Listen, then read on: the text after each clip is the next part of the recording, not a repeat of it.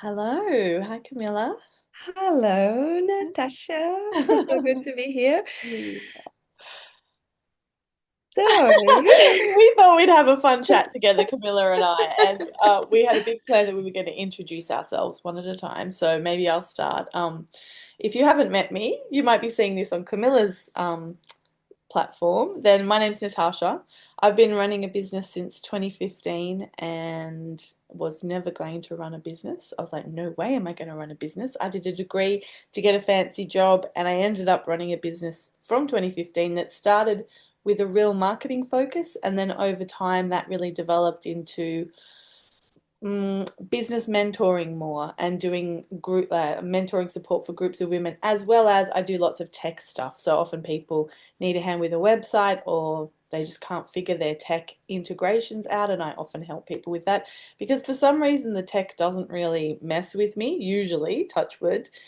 And then more recently, I've also been branching out in my local community, doing women's circles and camps on the land with women that we call immersions. And I often do a winter solstice retreat. So it's a bit of a mix of what I say women's business and business women. And that's what I've been doing lately. How about you, Camilla? amazing. As a multi-passionate, many branches, right? Yeah. So yes, I'm Camila Sunshine, and I am underneath everything that I do is the somatic work. I'm a somatic practitioner. I work like with people's bodies, but also people's energies, and work a lot with entrepreneurs, so other healers and therapists. And whenever I bring, um, you know, I bring the somatic into my business coaching as well. So is yeah, I love the strategy part of it. So, and to me, like the way I see business is like this journey of discovering, Hmm. like discovering myself. It always needs to be truth. So I'm never gonna be, you know, forever one thing. It will always evolve. So Mm. that's what it is for now. God knows what will be. I'm quite the same. It's got to be always changing. But that reminds me, can you, because I hear the word somatic quite a bit, and I guess I feel a bit unclear, like what does somatic mean to you? Okay, I'll just say like the word soma, what it means, right? Latin, I suppose, is the body. So somatics is everything related to the body, like feeling like sensations in the body. So it's like when you say somatic therapy, so like massage can be a somatic therapy. Yes, I'm a massage therapist as well, but I think there's a misconception. Like in Brazil, we say psychosomatic, like this is actually what I work with. So it's mind and body. So Oh, psych and yeah. soma. So, but there is, and I learned this in my kinesiology diploma course. Hmm. Like they don't, like people don't talk about psychosomatics here in Australia for whatever reason. Doesn't sound good or doesn't sound well. Oh, I don't yes. know. Yeah. I don't know what it is, but for me, so I say somatics in my mind, I'm just saying psychosomatics Okay. because it's mind and body, so it's a Yes. lot of now with the discoveries and the big boom of people talking openly about trauma, right? Mm. So somatics help in a way of connecting with body sensations and the nervous system and regulating the nervous system. So I think it is in a nutshell. Does that Yeah. answer your question? Yeah. I think in Australia, for some reason, psychosomatic tends to be linked with a negative stigma towards sort of like hypochondria or something. Yeah, I Which is know. It's odd really because weird. really we are just like, yeah, I mean the mind and the body are so interwoven, and Yeah, I think know. I impacts the know. body, how the body is impacts our mind. Yeah, very interesting. Very interesting. But yeah, for me it's like yeah, mind and body working as one. Yeah. Oh, nice. Thank you.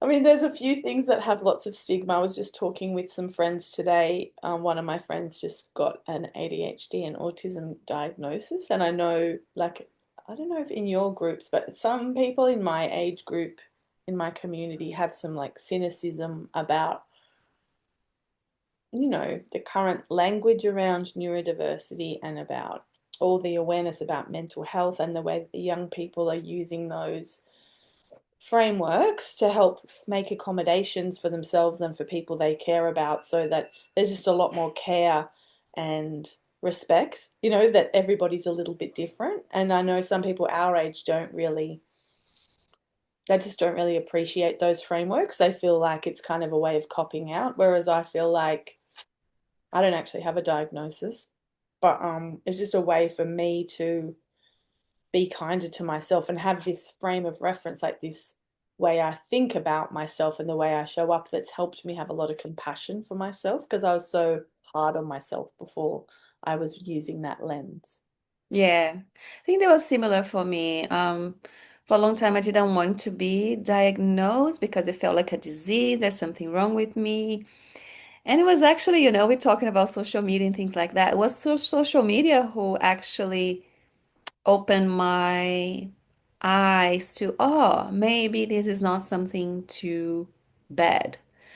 So, I think the beauty of social media, like I've had this conversation with so many people, like some people like I can't do social media. Like I love social media for so many things. One of these is like, they spread of good information or people's experiences. Like I love that. Like how like we would not have this kind of experience, learning about other people's real deep experience. So was on TikTok, like seeing a video, like if you experience this, and that, and you might have ADHD, and but then seeing this as a, you know, there's the positive aspect of it too.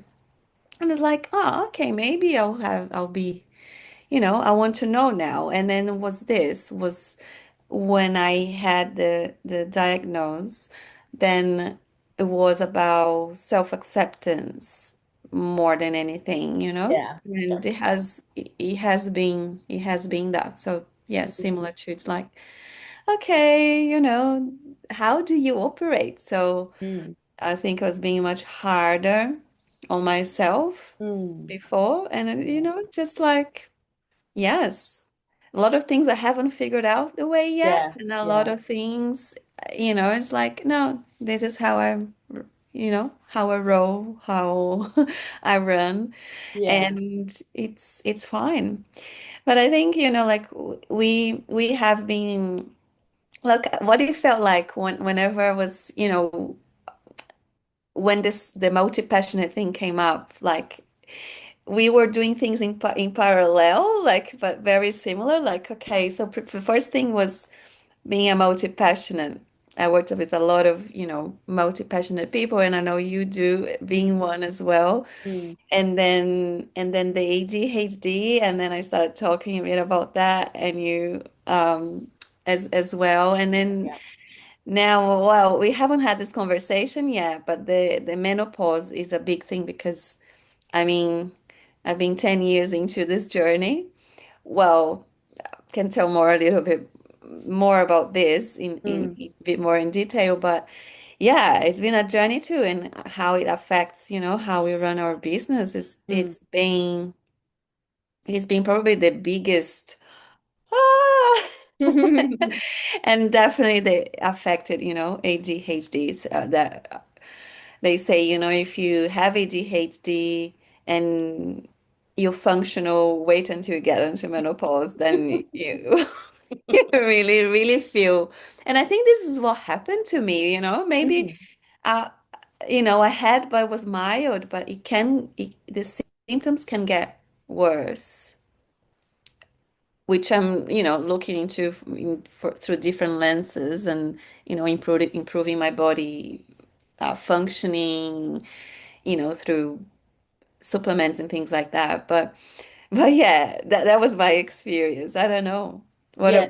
I like also found that a number of things with menopause changed. Like for me, it began. like because I was teaching tech, I was doing these online courses. And first of all, I noticed that some of my mental capacity was reducing. Like I would just completely forget words in the middle of the sentence. And because I was so used to being like a smart girl, someone who can talk really easily and knew a lot about my topics, I felt like, what is going on? Like it was really weird and it was quite unsettling because I sort of felt like,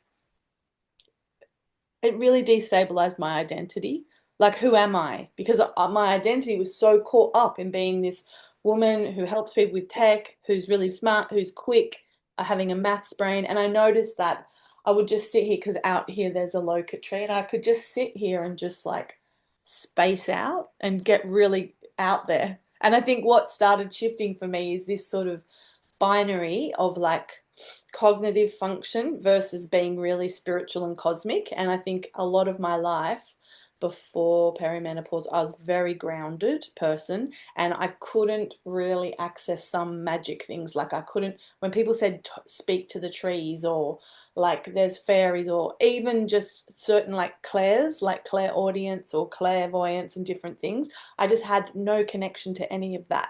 And I was really fine with that. Like eventually I came to terms with like, okay, this is who I am. I'm just a very grounded, earthy person.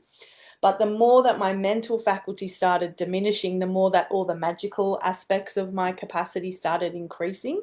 So I think that was like the first sign for me. And I was like, oh, okay, I'm coming into my witch era, you know, my magical era. And at the same time, I had a lot of health stuff come up because I have a history of, I mean, as a mother and a woman, just putting myself last and not eating well, not exercising. I have a lot of mindset stuff around that I'm not an active person, I'm not a sporty person, I don't exercise. So I've had to, like, my life is changing so much right now in terms of how I look after myself. And I've had some really hard times with menopause, physically and emotionally. And right now, it's settled a lot for me. But I did notice, like, in all of that as well, such an increase in anxiety. And definitely my ADHD stuff is like, it's not so much what it was before, just kind of like interrupt people, have lots of things on the go, really untidy. Like there was a lot of classic things I was doing my whole life that I didn't really realize that were ADHD. But now I see there's those, and there is just the savage inner critic. Like inner critic, it's not even inner critic anymore. It's just such a deep level of self-loathing that, like, if you don't have it, you can't really understand how debilitating that is. And so that just started really getting so out of control with anxiety and, yeah, like a real drop in confidence as well, which I think is very challenging when you're in business, just to feel like, oh, I don't have this, I can't do this. Just, it was just a big shock. And I've been through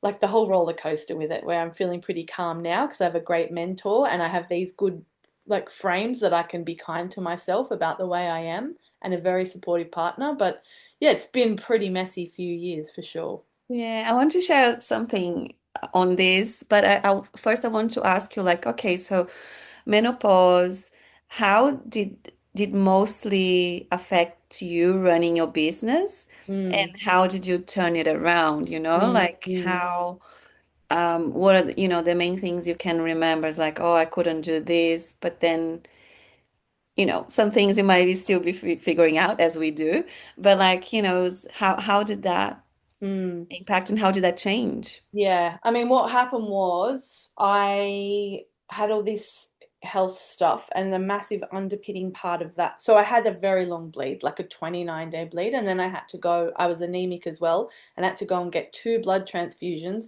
and an iron infusion, and I was in hospital for 3 days. And I was like, oh, sweet, I get to rest, and people just bring me bottles of water, and I can just eat lemon cakes, and they put me in the wheelchair and push me around.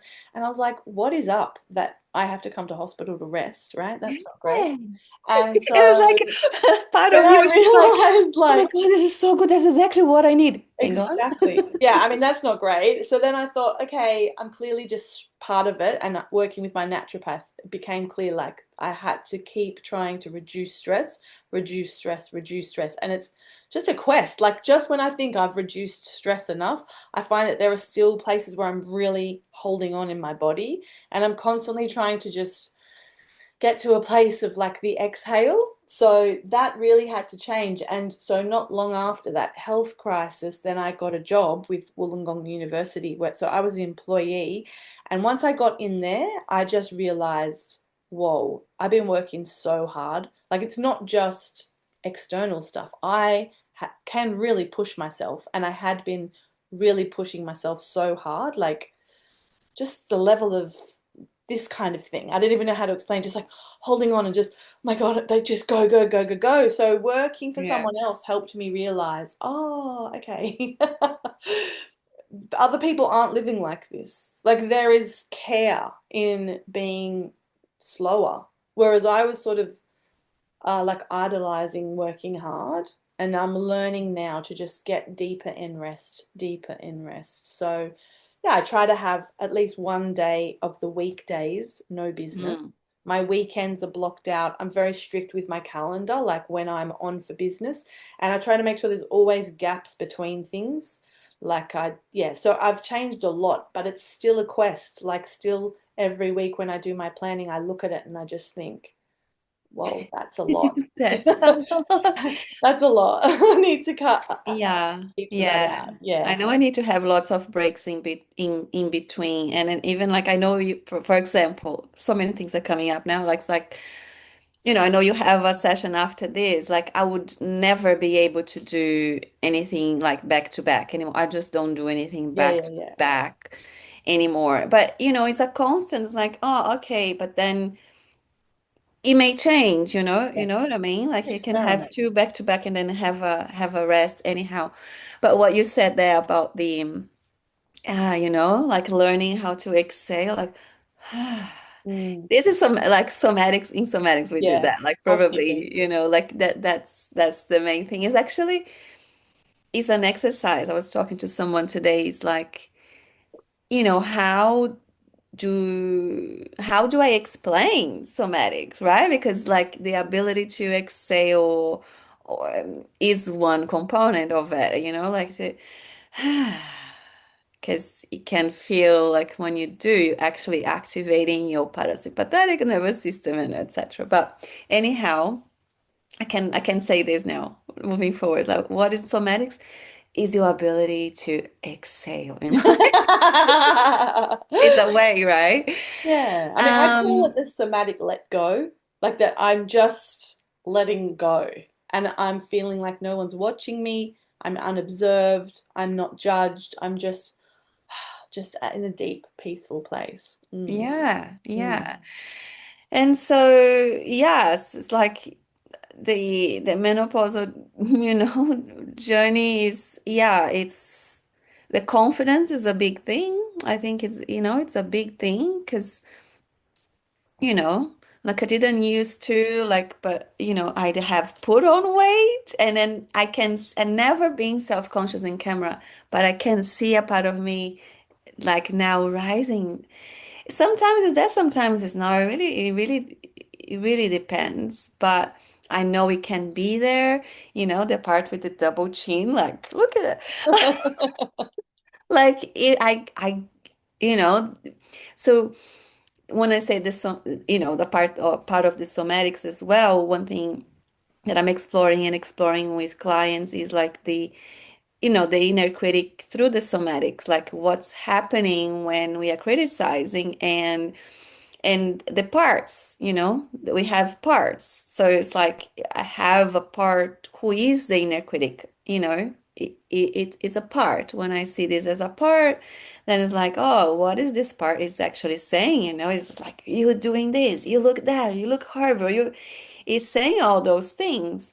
But I can create like a separation, or I can see the idea with the parts work, that I do within somatics is to create that distance, so to what they call unblend from the parts, because when we are this, we feel like we are criticizing ourselves, Mm, but no, it's just the part. And mm, so much comes up in, in business is, I've always said, and I still keep believing that is the greatest spiritual or self-development journey to run a business absolutely. in which we want to follow our truth, Yeah, especially when someone is so passionate about it, because I think for me, I was running my business, it was about marketing. I was excited about aspects of it, but also it felt like a little bit just a small part.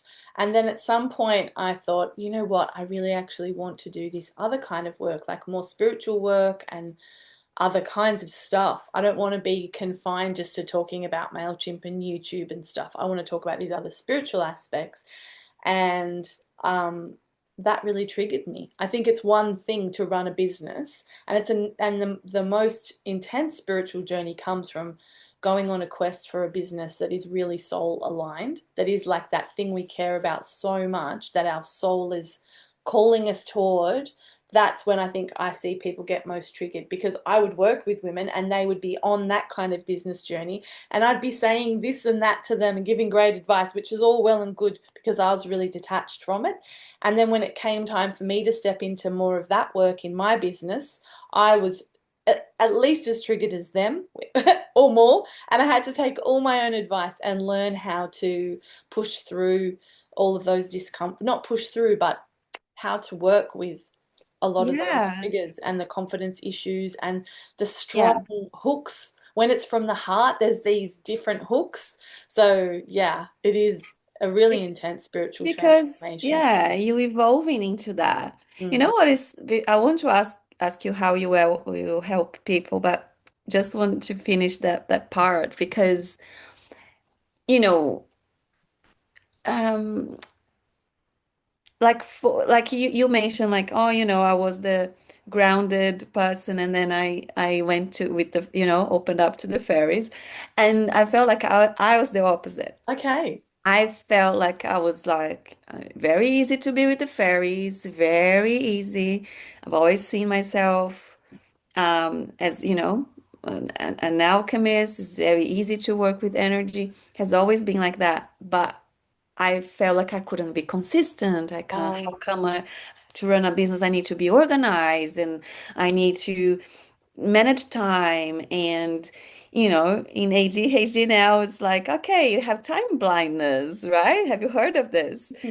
Like time blindness, like, oh, that explains, like, it's really hard to keep track of time.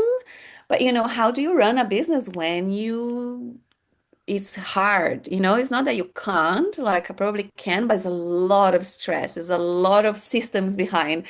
My phone is all color coded, like all these things I had to learn, or even like consistency, mm, like they say, if you are like a manifesto generator, like you don't need to, you don't need to be consistent, for example, right? Like you just roll with it. But it's like, does this actually work in business? Because it actually, I've been my own experience, like I've launched so many different things, and I know you have too, yeah, yeah. you just go. And I think there are phases, like in human design, I'm meant to experience things, right? Like, so I'm learning something, I like to put it out there Mm, mm, and share with people, but then it loses interest, right? But yeah. how do you deal with that then Mm, once that is not alive anymore, mm, you know? yeah. And I guess what I've learned lately is to try to keep the experimental mindset. And I mean, even in human design, they call life the experiment. So it's not to say take what human design says and just believe it. It's like run the experiment. Like try doing it the other way. How does that work? Try doing it this way. How does that work? And I think, yeah, human design, but also in business. And I think that's why it's healthy to try lots of different offers and lots of different things because, I might launch a YouTube course last year and not sell any spots, and it might be in February and it might be priced $80, and I might launch it again in February for $80, same course, and have 100 sales. And there's no, like sometimes in business there is incremental improvement and sometimes there are patterns and other times there's just no explaining things. And I think it is important in business to keep showing up and not letting what's happened in the past define us. Like, okay, Mm. yeah, I have launched this 3 times and none of those times it worked. I mean, probably if it's the third time, I'd be trying to think about like, is this really sensible?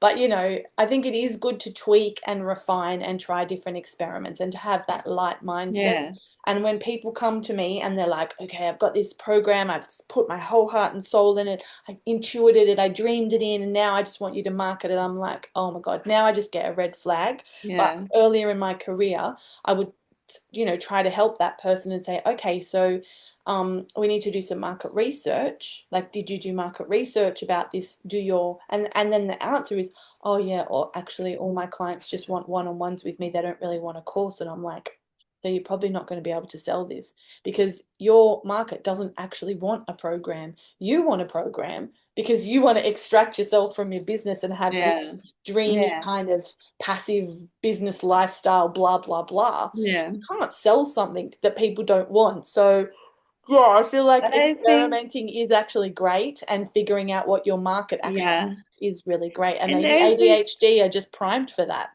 yeah, and there is a, what you said is like a practical approach, right? Like to, it's like, oh, it's not working. Okay, it's not working. It's a practical approach. How, what strategy can you use? Can I do something marketing wise, Hmm. right? Like market research or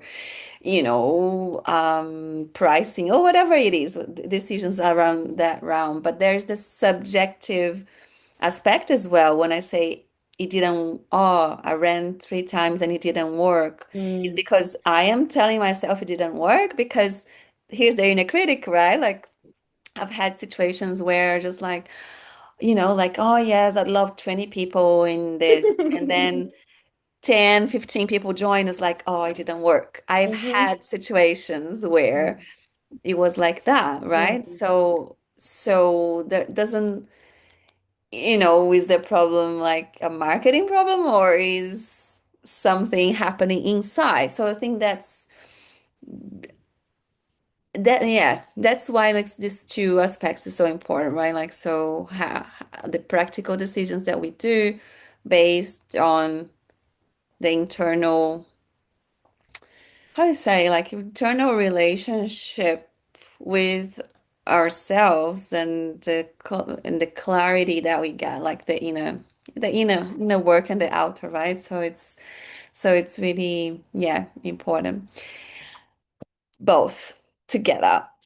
So, but I want to ask you a question about, I know you talking about like honing into the YouTube.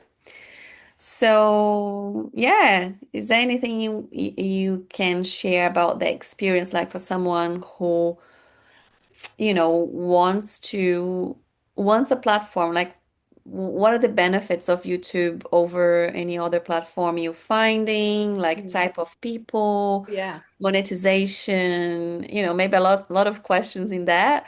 But yeah, like someone who is like wondering if they're gonna get onto YouTube, or how is this better than any other Yeah. platforms for, what you trying to achieve? Mm.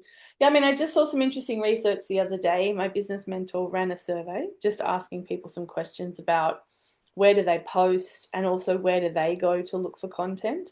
His audience quite similar to mine. And so people post when they're in their business and they go and post Facebook, Instagram, LinkedIn, like it's all the usuals and Substack and this and that. But when people go to consume content, like when they go to learn something or when they go to figure something out, YouTube was number one by far, like 75%. And so I think that it's easy to overlook YouTube. Um, And also, I think a lot of people also are doubting the value of being on social media, and I think it is still very meaningful being on Facebook and Instagram.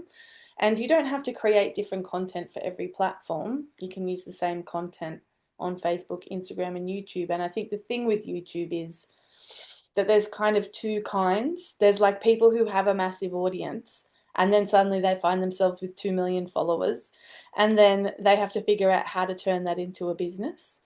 But I think that your and my kind of audience and clients the same. Actually, we have a modality, we have a service, and the video content that we might create would be more to supplement our actual business. It's not our whole business.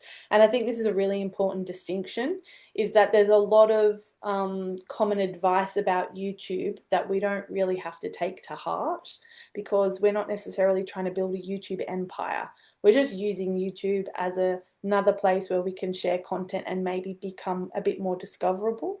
So that's one thing about YouTube. And the other thing is like creating talking head videos. Like if someone goes to my YouTube, they'll see some of the videos is just me chatting. That actually is like on the scale of difficulty of video, that is the hardest thing. And don't look at people doing videos like that and think you're going to leap straight into that unless you have some kind of media training background.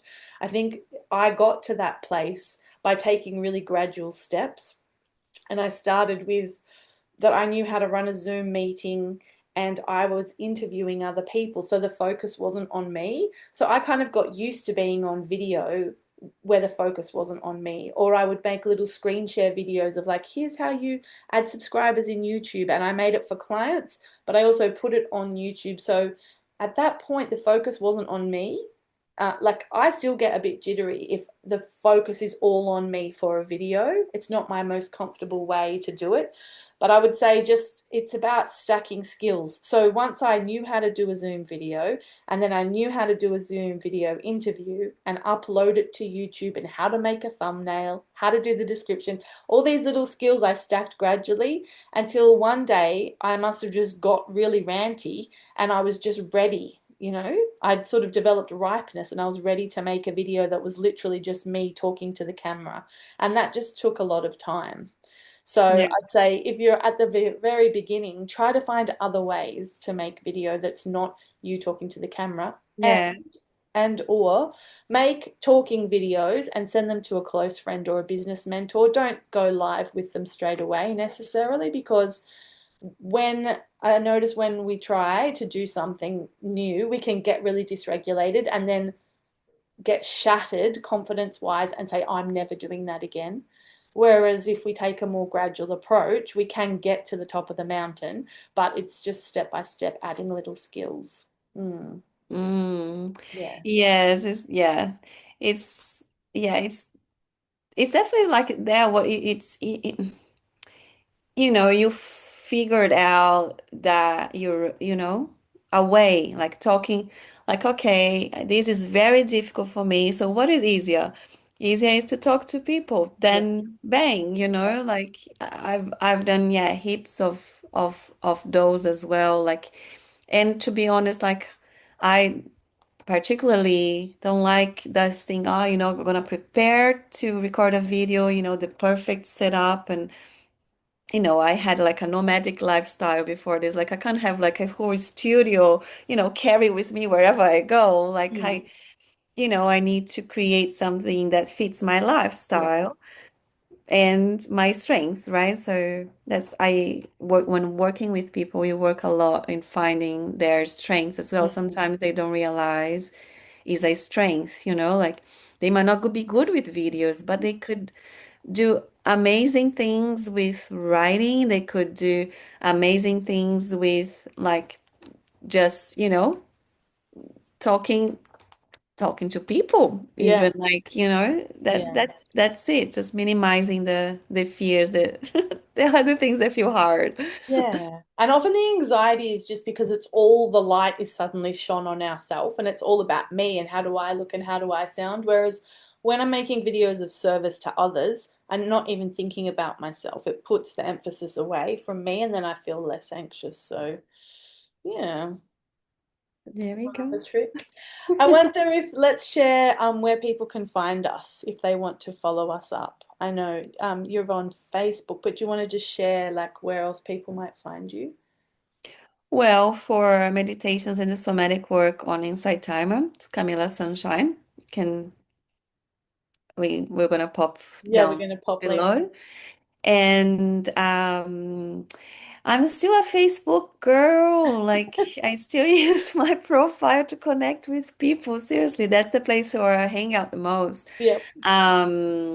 I still, yeah, that's where you know, connect with people. That's the, to chat, to be part of communities is there, but I also use Instagram kind of like as a copy of Yeah, Instagram at the moment is a copy of Facebook because I know a lot of people are on Instagram and they are not on Facebook. So exactly. Yeah. And you've got a so and website as well. yes, do have my website, Yeah. camilasunshine.com. And yeah, there are things brewing as well, like brewing, yeah, the somatic work. I just got two new domains Yep. for the somatic, which is things that are, you know, like Work in progress. yeah, it's just like yeah, exciting at the moment. So I just Right. got that. But those both have somatic on the name. Aha, we'll keep an eye out for those. And I'm also on Facebook. I mean, we did have a little funny chat the other day about how Facebook is for old people, but I mean, Yes, maybe I we're was old. told this by like a A 20-year-old little or yeah, teenage or but something like yeah, Facebook for old people. Like, it's fine, let it be. I mean, I'm not really really? on TikTok or Snapchat, but I am on Instagram as well. And yeah, I have my website, That's for Natasha. younger people. TikTok, Instagram for Yeah, young TikTok, people. Instagram. I do have some videos on TikTok, but I'm just not dedicated enough to keep posting content there. Well, if you're Um, watching this, right, like pop below, like yeah, what do you what think? platform are you on? You can Yeah, what choose. platform are you on? And also, like, do you believe that Facebook's for old people? I thought, well, we know what the old people are going to say. And what else? Oh, and I'm on YouTube. I have a lot of videos on YouTube, and I love posting over there. I have so many. I just was looking at them yesterday, and today I'm like, whoa, there's a lot of videos on there. So yeah, I look forward to connecting. It was great to chat today, Camilla. Thanks so much. Yeah, nice chatting with you. See ya. Bye.